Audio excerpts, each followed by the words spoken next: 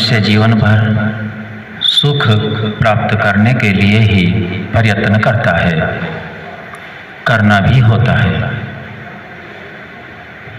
जिस कर्म को हम करें उस कर्म के ज्ञान को ठीक ठीक जानने का नाम आर्य समाज है, और बिना ज्ञान किए कर्म का करना आर्य समाज या ऋषियों का सिद्धांत नहीं हो सकता। इसलिए हमें शास्त्रों में बताया दुखों की निवृत्ति के लिए जो तीनों प्रकार के दुख हैं, त्रिविध ताप, अत्यंत दुख निवृत्ति, अत्यंत पुरुषार्थ। दुख निवृत्ति के बारे में कई बार आप जान चुके हैं, आगे फिर बताया जाएगा।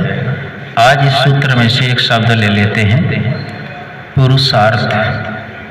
सभी बोलते हैं पुरुषार्थ, लेकिन वास्तव में पुरुषार्थ बोलने से पहले, जैसे ओम का उच्चारण करने से पहले ओम के गुणों का, कर्म का, स्वभाव का ज्ञान बोलने वाले को स्वतः ही होना चाहिए।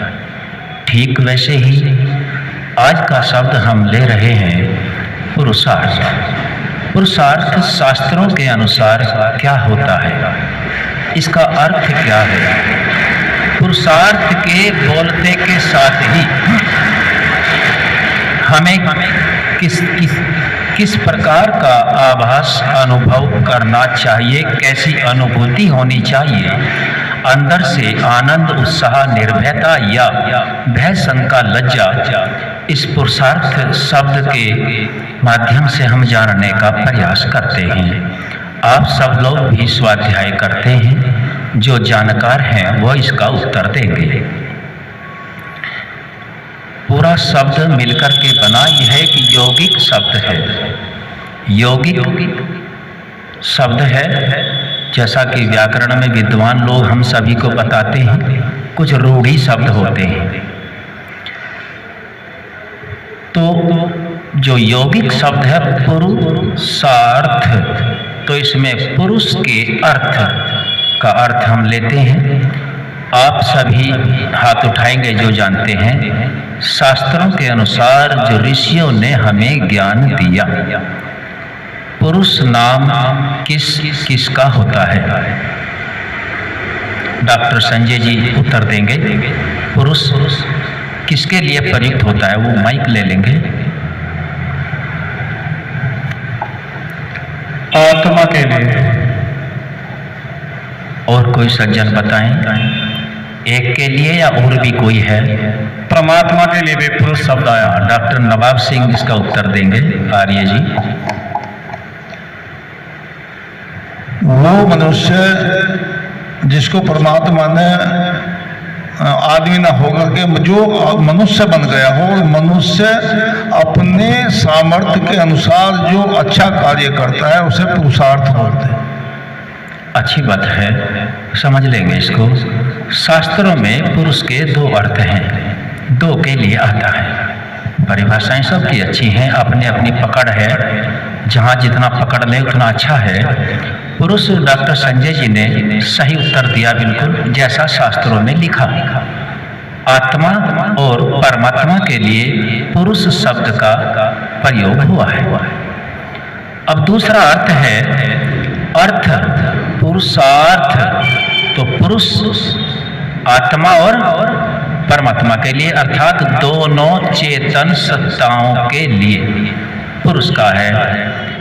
अब आया अर्थ। अर्थ का कैसे हम अनुभव करें? पुरुषार्थ का अर्थ अर्थात आत्मा और परमात्मा का प्रयोजन, उद्देश्य, इनके प्रति हमारा कर्म, इनको हमें जान लेना, जान करके आगे बढ़ना, ये अर्थ के निमित्त कई शब्द हैं। अर्थ का मतलब यहाँ धन से नहीं है, न किसी शब्द का अर्थ ऐसे है। तो ये पुरुष के निमित्त है कि हमें क्या करना है। जब भी हम पुरुषार्थ बोलें तो हमें किन दो तत्वों का आभास होना चाहिए। अब तो स्पष्ट हो गया है। अब वह जी भूपेंद्र आर्य जी बताएंगे पुरुषार्थ बोलते के साथ ही किन दो तत्वों का आभास हो। पहले ओम बोलेंगे। ओम आत्मा और परमात्मा। आत्मा और ये दोनों सत्ताएं जड़ हैं या चेतन हैं? चेतन है। दोनों चेतन हैं। आत्मा आधीन है या परमात्मा आधीन है? इसका उत्तर अमित आर्य जी दे देंगे। आत्मा अधीन है। आत्मा अधीन है किसके? परमात्मा के। परमात्मा के अधीन है। दूसरा प्रश्न बनाएंगे इसमें से, परमात्मा के अधीन आत्मा कब तक है? जब तक मुक्ति ना मिल जाए। बहुत ठीक उत्तर है, क्योंकि मुक्ति के बाद फिर भी अधीन ही रहना है वैसे तो, लेकिन हम समझने के लिए ये प्रश्न बना रहे हैं। आत्मा के साथ जब तक भौतिक शरीर लगे हुए हैं, सूक्ष्म शरीर भी और स्थूल शरीर भी, जब तक आत्मा का प्रकृति से संबंध है, यह अर्थ ले रहे हैं जन्म जन्मांतरों से, तो जन्म जन्मांतरों को प्राप्त करने में परमात्मा उस सूक्ष्म शरीर के आधार पर जिसमें कर्म संचित है, परमात्मा की न्याय व्यवस्था के अधीन है जन्मों को प्राप्त करने के लिए। जैसे जैसे कर्म संचित है वैसे वैसे को प्राप्त होना है। अब हमने शब्द लिया था पुरुष और अर्थ। अर्थ तो आप जान गए हैं, तो हमें आत्मा के बारे में जानना है। आत्मा का मुख्य प्रयोजन क्या है? आत्मा का मुख्य प्रयोजन क्या है? उत्तर कोई देंगे? चलो डॉक्टर संजय जी बताएं। सुख प्राप्त करना। आत्मा का प्रयोजन सुख प्राप्त करना। अब दूसरा प्रश्न, सुख तो यहां भी मिलता है। कहीं से हमने कोई इच्छा की कि आज हमें अच्छा भोजन चाहिए, आज हमें इतना धन चाहिए, आज हमें ये साधन संपन्न होना चाहिए, वो मिल गया, तो सुख तो यहां भी हुआ। फिर इससे ऊपर का सामान है, यहीं के लिए करता है। वैसे बताएं सुख, मोक्ष वाला सुख। अच्छा, जो मोक्ष में सुख चाहिए। अच्छा, मोक्ष का सुख है और ये भौतिक सुख है, तो सुख तो वहां भी है और सुख यहां भी है। इनमें अब नहीं, इनमें क्या भेद है जो हम मुक्ति के ही पीछे पड़े हुए हैं? एक अंतर बताएं। ये सुख कैसा है और वो सुख कैसा है? तो यहाँ के आप नहीं, डॉक्टर नवाब सिंह आर्य जी बताएंगे।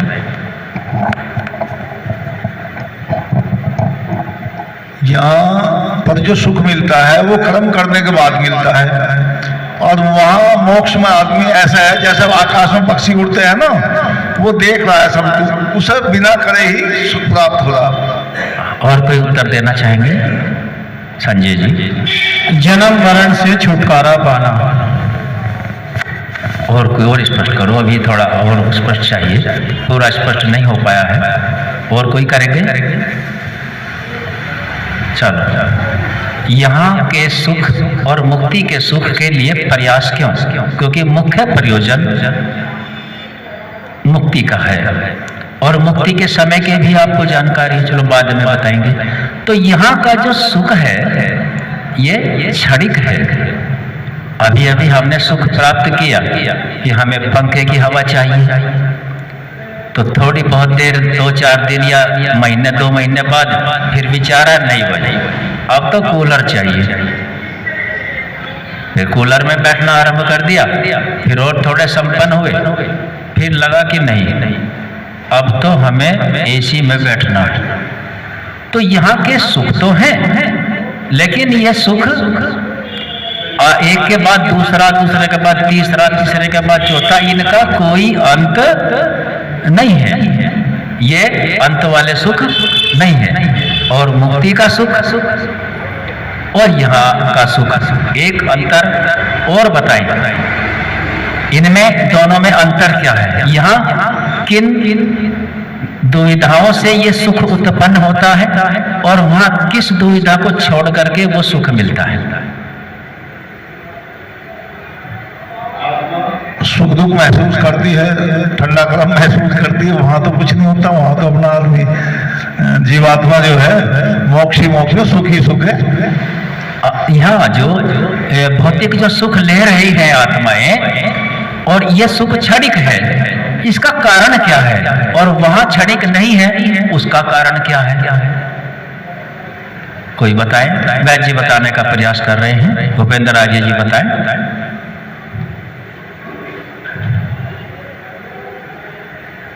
यहाँ जो सुख है वो अपने जो है कर्मों के अनुसार मनुष्य योनि मिलती है, और वहाँ का सुख जो है जो इन चीजों को छोड़ दे तो वहाँ जो है मोक्ष मिलता है, और वहाँ किसी चीज की या साधन की आवश्यकता हमें नहीं पड़ती। कुछ कुछ तो पकड़े हैं और स्पष्ट करेंगे कोई? यहाँ जिन जिन वजह से मिलता है, यहाँ आत्मा के साथ शरीर है, और एक नहीं दो है। आत्मा के अपने तो शरीर है ही, लेकिन उसके साथ जैसे इंजन के साथ डब्बे जुड़े, इंजन के साथ अपना तो है, लेकिन उसके साथ डब्बे भी जुड़े हुए हैं, जैसे ट्रैक्टर के पीछे ट्रॉली जुड़ी हुई है। तो ये जो भौतिक शरीर है, इस शरीर को अभी अभी तो भोजन करके बैठे, 3 घंटे बाद फिर भोजन लाओ, कपड़े अभी धोकर निपटे नहीं, 2-1 दिन बाद फिर कपड़े। अरे भाई ये क्या कर रहे हो तुम? मेरा नाश्ता कर रहे हो, सीधे होकर बैठ जाओ, सब बंद कर दो, काट दी किताब तुमने, बैठे बैठे उधेड़ दी। हाँ, तो यहाँ का जो सुख है शरीर लगा हुआ है, और ये शरीर बहुत कुछ मांगता है, भोजन भी मांगता है, सुख साधन भी मांगता है, और ऐसे नहीं कि मांग के वो पूरा हो जाए, थोड़ी देर बाद में फिर चाहिए, सुबह को शाम को सोए, सुबह फिर चाहिए, फिर चाहिए। तो यहाँ ये सुख क्षणिक है। और मुक्ति में क्या होता है? मुक्ति में दोनों शरीर छूट जाते हैं, केवल आत्मा रहता है। अब आत्मा भौतिक शरीरों के आधार से, प्राणों के माध्यम से इस शरीर में विद्यमान है, लेकिन मुक्ति में किसके आधार से रहता है? संजय आर्य जी बताएं। परमात्मा के आधार, परमात्मा के आधार से रहेगा, और आत्मा अपने स्वाभाविक, जो उसका खुद का स्वाभाविक शरीर है, उससे सभी सुखों को भी भोगेगा। क्योंकि वहां जहां शरीर होगा वहां भोग होगा, और जहां भोग होगा वहां रोग भी होगा।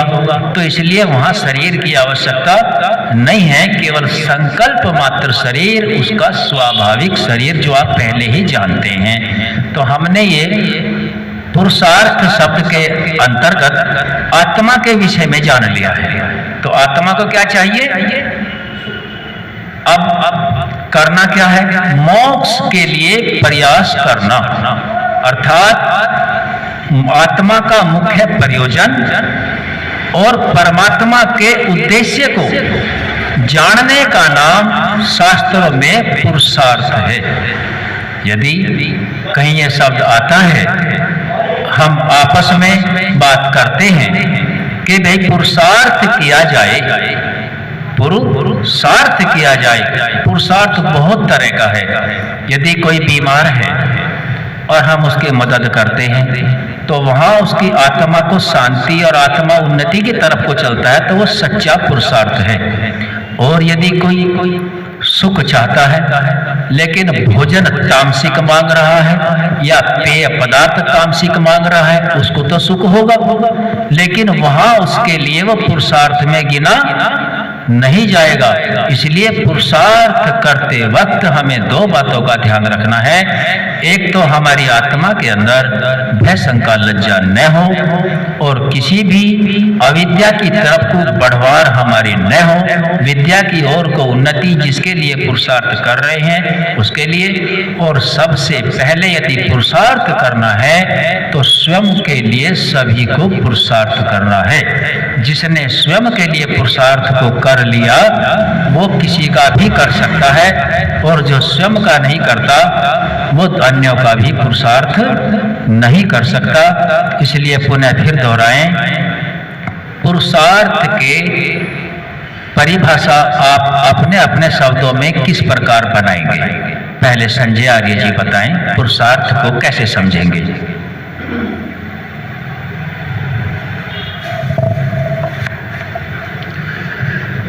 जिस कार्य को करने में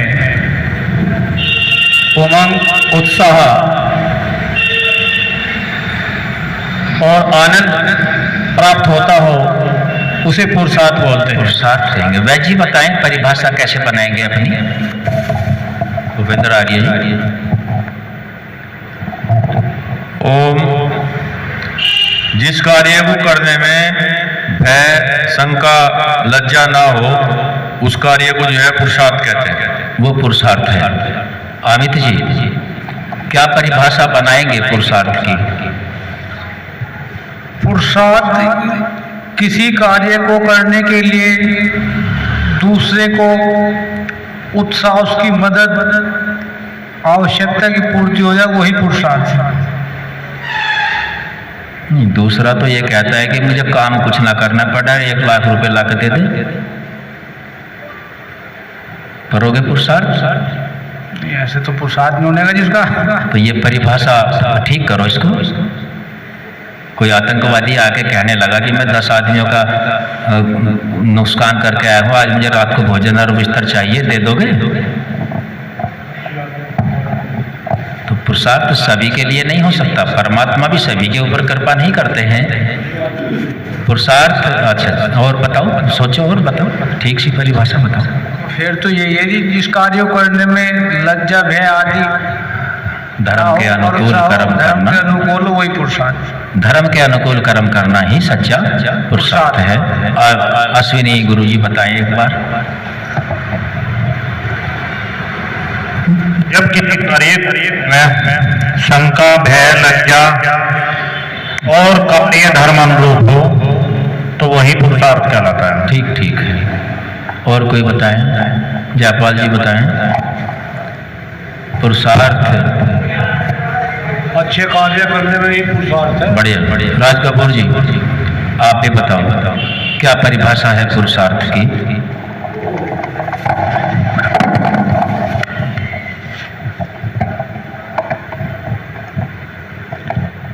चालू है, बोल दो। इसे छोड़ दो, चालू है, मुंह से लगाओ, बोलो।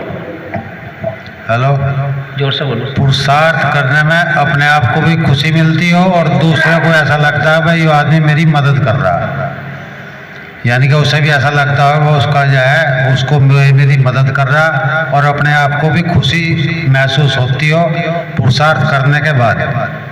और जिस काम में दुख होता हो भाई पुरुषार्थ तो कर दिया लेकिन दुख हो गया उल्टा, तो ऐसा पुरुषार्थ भी नहीं करना चाहिए। सामने वाले को यदि दुख का ज्ञान ना हो, नहीं, सामने वाले को नहीं, खुद को अगर खुशी हो रही तो पुरुषार्थ करो, अगर खुद को उसके बाद में दुख हो रहा है तो फिर पुरुषार्थ करने की कोई जरूरत नहीं। एक आदमी एक पौवा लेके आया, एक तू भर एक मैं भरूं, दोनों खुशी से झूम रहे। करके देख लिया हमने तो खूब, मतलब आखिर में और आना जाना और बंद हो जाए, तो वो जो है अनित्य है, आना जाना और बंद हो जाए।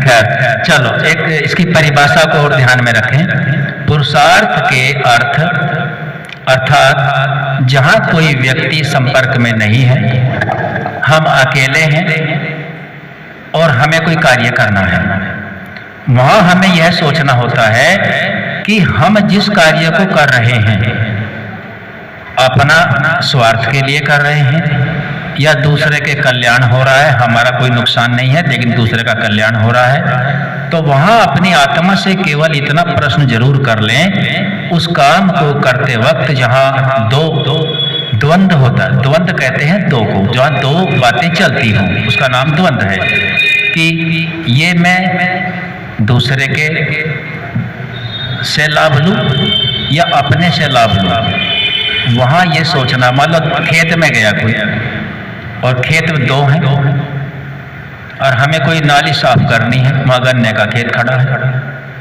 एक खेत हमारा खुद का है, एक पड़ोसी का है, अब वो नाली के लिए गन्ना तोड़ना पड़ेगा। तो वो गन्ना तोड़ते वक्त हमें यह ध्यान रखना है पुरुषार्थ की परिभाषा के लिए कि परमात्मा हमें देख रहा है। इसलिए यदि हम पड़ोसी का गन्ना उखाड़ करके नाली को साफ कर लेते हैं तो वो पुरुषार्थ अधर्म में बदल जाएगा और वहां धर्म हमारा बढ़ने वाला नहीं है। इसलिए परमात्मा को ये ध्यान रखना है कि परमात्मा सब जगह है, वो मेरी वाणी को भी ध्यान रखता है, मेरे शरीर के कर्मों को भी देखता है और मेरे मन में जैसे विचार चल रहे होते हैं उन विचारों के भी संस्कार जमा है और उन संस्कारों को परमपिता परमात्मा यथावत जानता है। ये सच्चा पुरुषार्थ होता है। जब हम व्यक्तियों से अलग रह करके निस्वार्थ भाव से थोड़ी बहुत अपनी हानि भी कर लेंगे तो परमात्मा वहाँ खुश होता है। जैसे हम पौराणिक लोग बताते हैं तो परमात्मा की कृपा वहीं से होती है। सामने तो देखने में आता है बड़े सर्प की तरह ऊपर से बड़े चिकने साफ सज्जन सुंदर जैसे रेशम का लच्छा, इस तरीके से बड़ा अच्छा लगता है, लेकिन यदि अंदर से देखा जाए तो बड़ा खतरनाक है। तो वो खतरनाक वाला आइटम हमारे अंदर होना नहीं चाहिए। यदि वो है तो हम पुरुषार्थी कभी भी नहीं है। इसलिए अपने को बिल्कुल शीशे की तरह साफ रखें। हाँ, किसी को वो अच्छी लगे बुरी लगे इसको छोड़ दें, केवल परमात्मा को कैसी लगती है, परमात्मा की नजरों में मेरा क्या है, बस वो ध्यान रखें। यही सच्चा पुरुषार्थ है। ऋषियों ने यही किया है। आज का विषय यहीं तक रखेंगे।